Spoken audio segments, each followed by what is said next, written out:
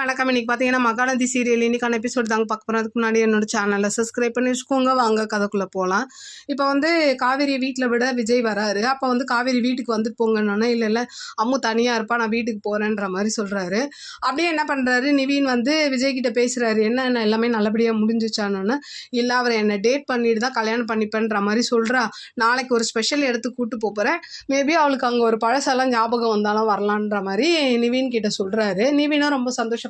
அப்படியே வீட்டுக்கு வந்தா தாத்தாவும் கேட்குறாரு, என்னப்பா போன விஷயம் நல்லபடியா முடிஞ்சிச்சா, காவேரி என்ன சொன்னான்னு கேட்கும்போது, இந்த விஷயம்லாம் உங்களுக்கு எப்படி தாத்தா தெரியும்னா அம்மு தான் சொன்னா அப்படின்னு அம்முவை செல்லமா கொஞ்சுறாரு. எல்லாத்தையும் நீ போய் சொல்லிடுவியா அப்படின்ற மாதிரி சொல்லிட்டு அப்படியே மாடிக்கு விட்டு போறாரு. அடுத்த நாள் என்ன ஆகுது, காவேரி ரொம்ப விறுவிறுப்பா வீட்டில் கிளம்பிட்டு இருக்காங்க. எல்லாரும் அப்படியே ஆச்சரியத்தோட பார்த்துட்டு இருக்காங்க, எங்க இவ இவ்வளோ மேக்கப் பண்ணிட்டு கிளம்புறா அப்படின்னு.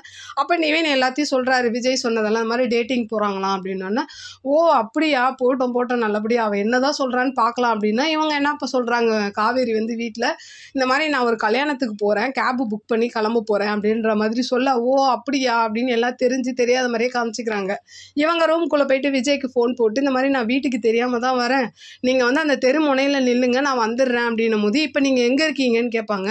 நான் உங்கள் வீட்டு ஹாலில் தாங்க இருக்கேன்னு விஜய் சொல்வார் பாருங்க. அப்போ ஒட்டுமொத்த குடும்பமாக அவரை சுற்றி தான் நிற்கும்.